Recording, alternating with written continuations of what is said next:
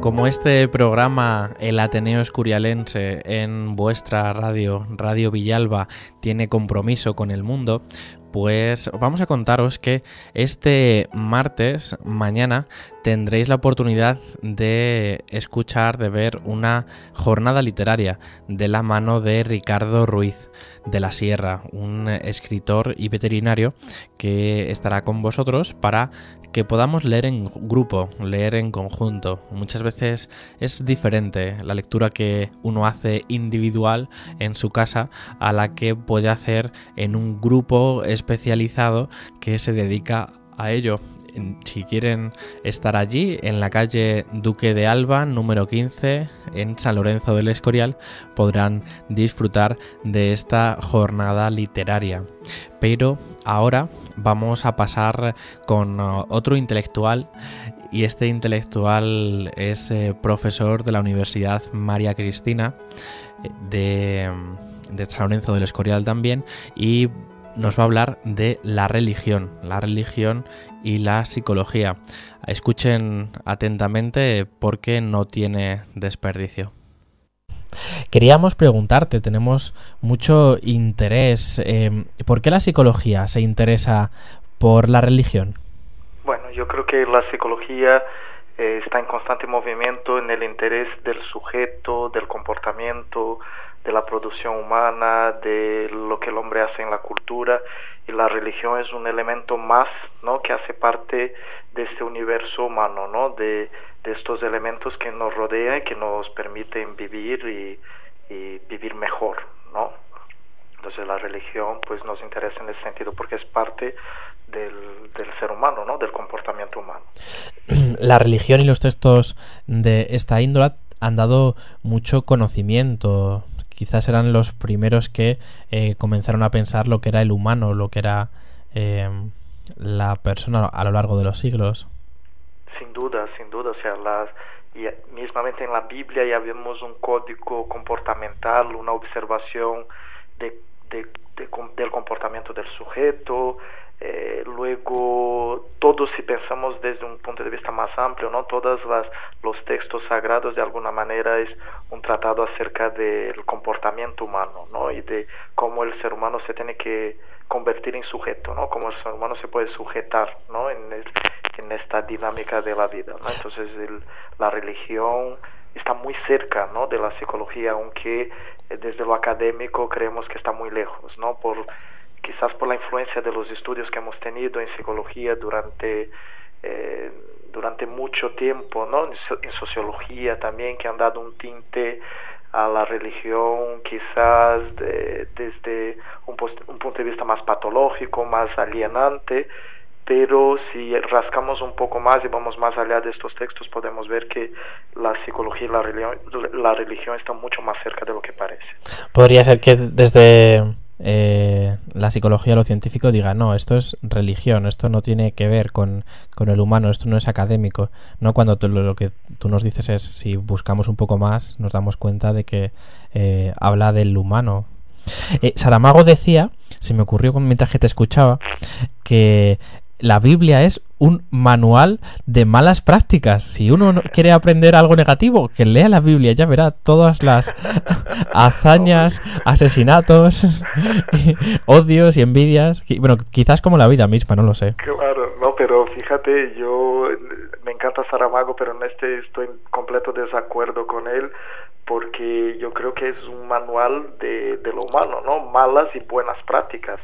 Sí que es verdad que ya la historia ya empieza mal. Caín mata a Abel, se expulsan a Adán y Eva del paraíso y todas estas cosas que es visto como algo malo, ¿no? La envidia, pero eso es humano, ¿no? Y esto es parte de nosotros, y leer esto y aprender de esto quizás nos permita no hacerlo. Entonces no creo que sea un manual de modelo malo, ¿no? O sea, quizás ver determinados conflictos nos permita tener distancia y perspectiva, ¿no? Y aprender con eso. Y aparte hay otras cosas, ¿no? Hay la historia de David y Jonatas, que es una historia preciosa, y la historia, bueno, están las cartas de Pablo, o sea que realmente hay mucho más que malas praxis, ¿no?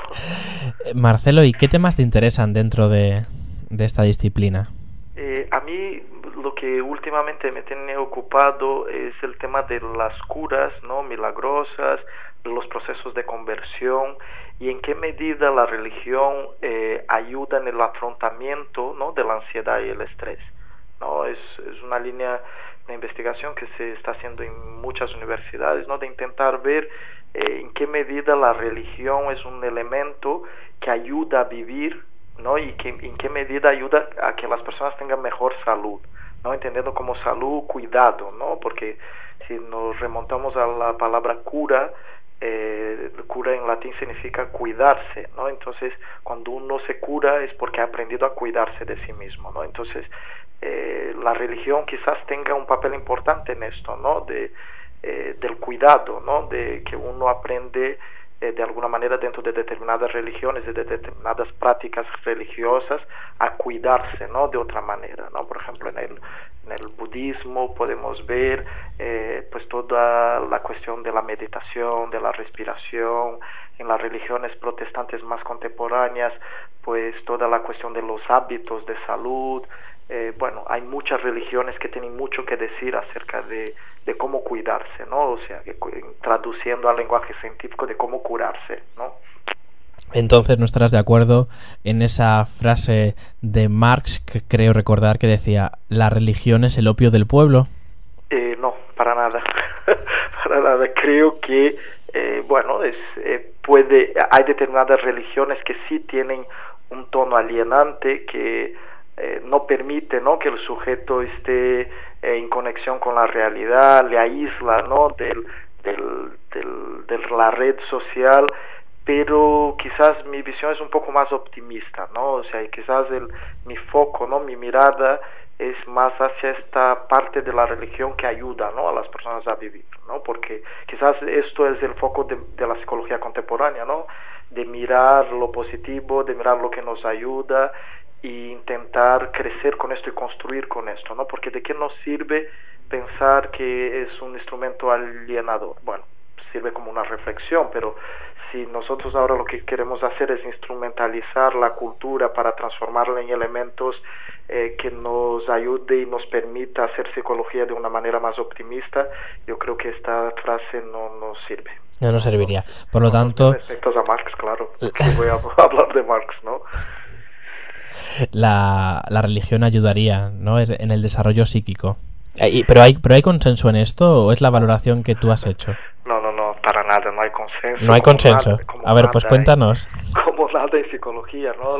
Y fíjate, las propias orientaciones psicológicas funcionan como una especie de religión, ¿no? Están los psicoanalistas peleándose con los conductistas peleándose con los cognitivistas peleándose con los psicoanalistas, como que hay un discurso casi religioso, ¿no? En todo esto de la psicología, ¿no? Decir, yo tengo la verdad es esta, y solo se actúa desde esta verdad, ¿no?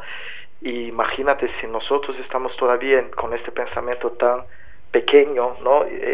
¿Cómo pensar que hay un consenso acerca de lo religioso? Para nada, no hay consenso.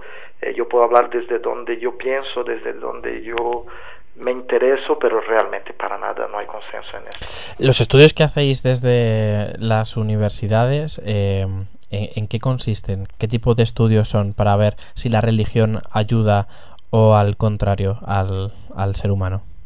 Bueno, depende un poco de los centros de investigación. Por ejemplo, en Estados Unidos son mucho más experimentalistas, entonces trabajan con escalas que miden actitud religiosa, escalas que miden estrategias de afrontamiento aprendidas dentro de la religión para manejarse mejor dentro del estrés. Aquí en España quizás las investigaciones que tenemos son un poco más de corte cualitativo, donde se intenta pensar desde la antropología, de la etnología. Por ejemplo, hay un estudio muy interesante en la Universidad de Sevilla, si no me equivoco, de una antropóloga que trabaja las religiones pentecostales en el proceso de integración de la cultura gitana, de los inmigrantes. La Universidad de Barcelona también tiene estudios con estas apreciaciones. Entonces, bueno, depende, ¿no? Depende un poco, ¿no? Pero es porque todavía es una línea de investigación muy pequeñita, ¿no? No estamos hablando de una línea de investigación que tenga mucho espacio, ¿no? Todavía. La religión siempre ha sido un espejo desde el que mirar el amor, la sexualidad. Después los sacerdotes hablan mucho de estos temas basados en ese libro sagrado, si nos refiriésemos a la religión que más conocemos, la cristiana. ¿Por qué se habla tanto de sexualidad y de amor en la Biblia? Bueno, porque nosotros estamos constituidos de esto, ¿no? O sea, y negar esto quizás sería un mal entendimiento, ¿no? De lo que es el propio cristianismo, ¿no? Porque el cristianismo, hombre, si pensamos la sexualidad desde una postura más freudiana, que no es genitalidad, sino es la relación con el otro, si pensamos el amor desde una perspectiva más amplia, ¿no? Que solo el amor entre un hombre y una mujer, pensar en el amor como meta y objetivo para alcanzar la felicidad, eso sin duda es la base del cristianismo, ¿no? Lo que pasa es que realmente lo que teníamos que pensar es que el interés de la Biblia cuando habla de sexualidad y amor es el interés de lo humano, ¿no? De lo más básico, ¿no? De la dinámica humana, ¿no? En algunos casos escuchábamos, antes de despedirnos, que podría ser un delirio lo religioso. Es decir, podría ser un gran delirio. Me imagino que con esta afirmación no estarás de acuerdo. Para nada, porque el delirio está en el discurso religioso, está en el discurso corriente, está en la política, está presente en muchos discursos, ¿no? El delirio está presente en el arte y está presente en todo el discurso, ¿no? En todos los dos tipos de discurso, no solo en el discurso religioso, ¿no? Entonces, categorizar el discurso religioso como delirio sería reducir demasiado, pero no negando que eso está presente, pero está presente en el discurso religioso y en todos los tipos de discurso, ¿no? Uh-huh. Muy bien, pues somos más sabios después de haber hablado contigo. Nos ha gustado mucho el poder charlar y conversar, y estás invitado a nuestro programa cuando tú gustes. Muchas gracias, Sergio.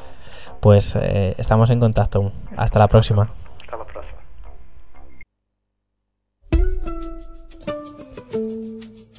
Continuamos después de haber hablado sobre espiritualidad, sobre religión y estos temas que nos incumben tanto a los humanos, y necesitamos respuestas o necesitamos seguir haciéndonos preguntas para también aliviarnos y para ver qué lugar ocupa la religiosidad en nuestra vida.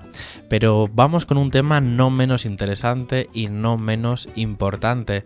Es un tema que estamos trabajando desde Dunas para poder llegar a estudios, llegar a conclusiones, debido a que el día 25 de junio en el Hotel Emperador, junto con Espido Freire, tenemos esa jornada de la bulimia. Si están ustedes interesados en venir a esta jornada, tienen que anotarse en el 66004-6657 o en www.psicólogosergiogarcia.com.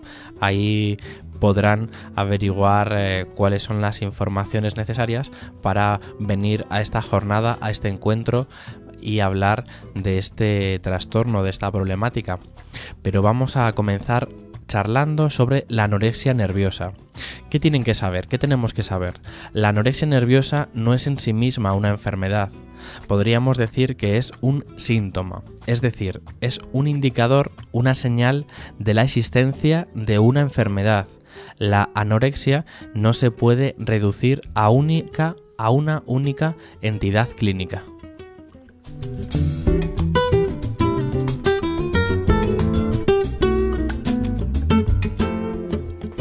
Se presenta ante nosotros, psicólogos, un paciente que ha disminuido considerablemente su ingesta de alimentos, que come poca comida y que está perdiendo tanto peso de manera considerable. Pero como siempre en psicología, el síntoma nunca coincide con lo que le pasa al paciente. El síntoma en sí